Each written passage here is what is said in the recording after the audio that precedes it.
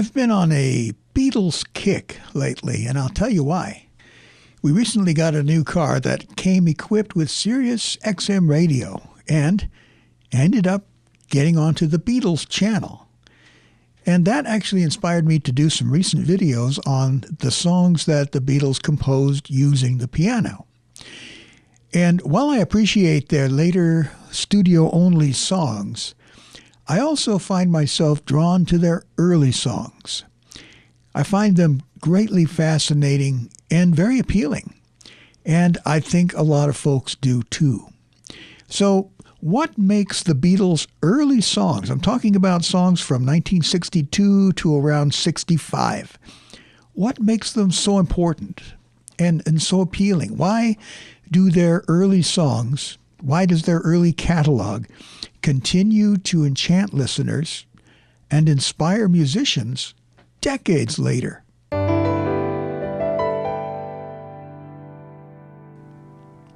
So we're starting back in 1962 when they were recording songs like Love Me Do, and then going all the way up to 1965 when they did Help.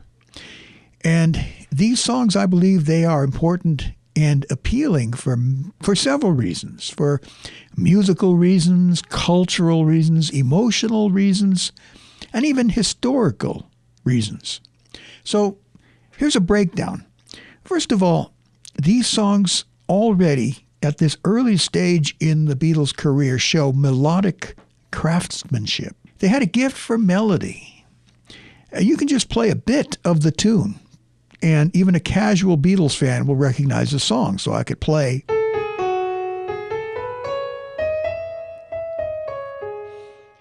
You already know what song I'm playing right there. Or if I start with something.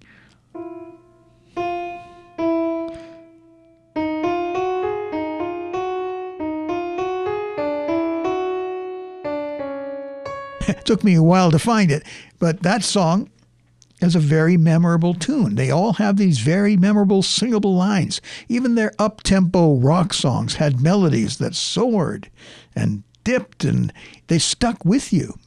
You know, the Beatles weren't just writing riffs. They were crafting songs, even at this very early stage. And why does this matter? Well, melody is often the first thing that people take away from a good song. They end up humming the tune.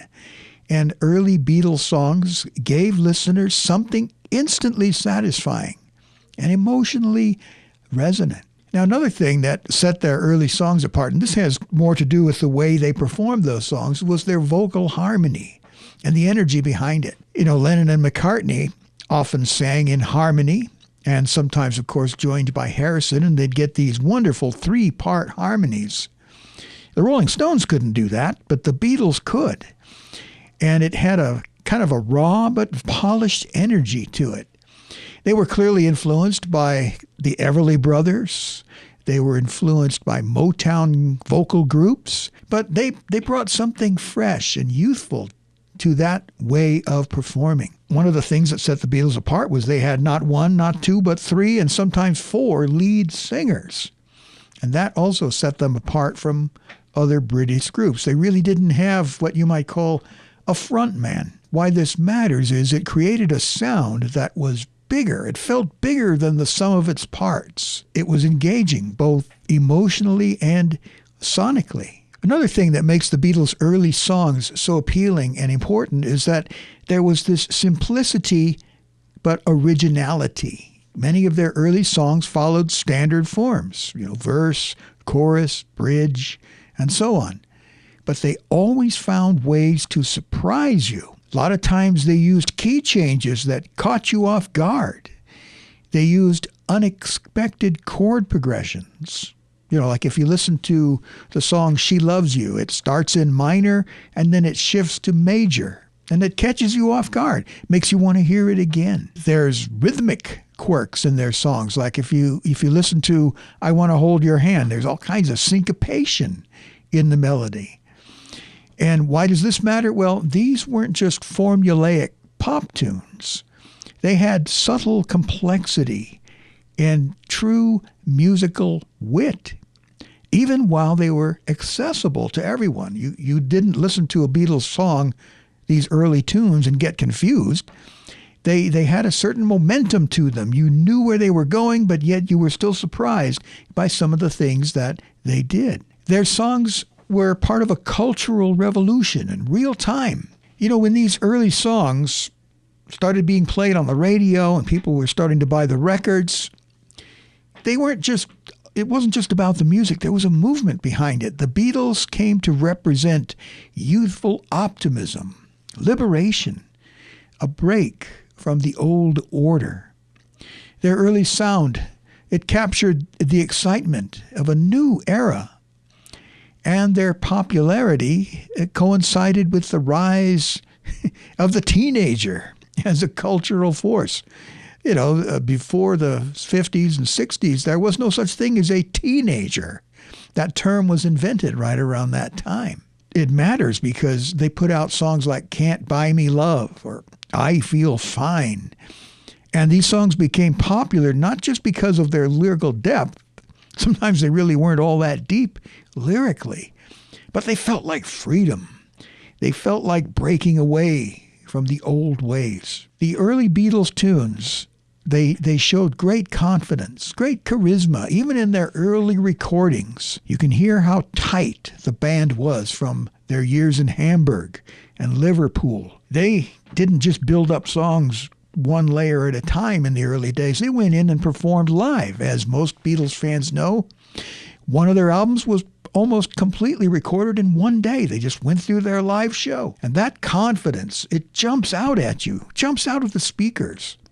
They weren't just good songwriters, but they were also excellent performers. The sound had a rawness that had not yet been polished by the studio. Audiences connected with their authenticity and their enthusiasm. They realized that this was music made by real people with real passion. Another thing that makes the early Beatles so important, their early songs, they were always evolving. Even in this early period of their career, you could see growth. They went from a song like Love Me Do, an exceedingly simple song, to something like Yesterday in just 3 years. They moved from these simple boy-girl love songs to more nuanced ideas and richer arrangements. And this matters because these early Beatles songs showed the seeds of something deeper. Listeners sensed that this band was going somewhere, and they wanted to go along for the ride. So the Beatles' early songs, their early recordings, they were important because they were exactly what the world needed at that moment. These songs were musically fresh. They were emotionally uplifting. They were full of joy and enthusiasm and passion. And they spoke to a post-war generation that was ready to dance, ready to dream, ready to move forward. These early Beatles songs, these early Beatles performances, they remind us that sometimes music doesn't have to be deep to be meaningful. It just has to feel alive. And that's what the Beatles delivered. Of course, they continued to develop beyond that and went far beyond what people originally thought they would do at the very beginning. The reason I did this video was I wanted to set the stage for what I'd like to do next. We're going to analyze and learn to play some of the Beatles' early songs. In fact, I have one particular song in mind that I'd like to start with. And in fact, it is the second song that they officially released. Most of you Beatles fans know that the first official Beatles song to be released was Love Me Do. This is the second one, and maybe you already know what that is. This was released all the way back in 1962 before Beatlemania hit America. Now, this song may have been written on guitar. Pretty sure it was. But we're going to learn how to play it on the piano. So, I encourage you to stay tuned. So, let me ask you, what are some of your favorite early Beatles songs? We're talking about the period from 1962 to 1965 or so, right around the time they made the movie Help, and the Help album came out. And then, of course, shortly after that, they did Revolver, and then they stopped touring, and then they went on to their studio period. We're talking about early Beatles songs. Which ones are your favorites? Which ones would you like to learn how to play on piano? Let me know in the comments. If you have any other questions, suggestions, let me know in the comment section. I'll be sure to respond. Thank you for your patience as I've been away for a while. As some of you may know from my posts, my wife just had surgery. She's recovering nicely. So I may be a little more sporadic in the amount of stuff that I can upload on the channel at this time, but I hope to get back into a regular schedule very, very soon. Thanks again for watching, and I look forward to speaking to you in the next one.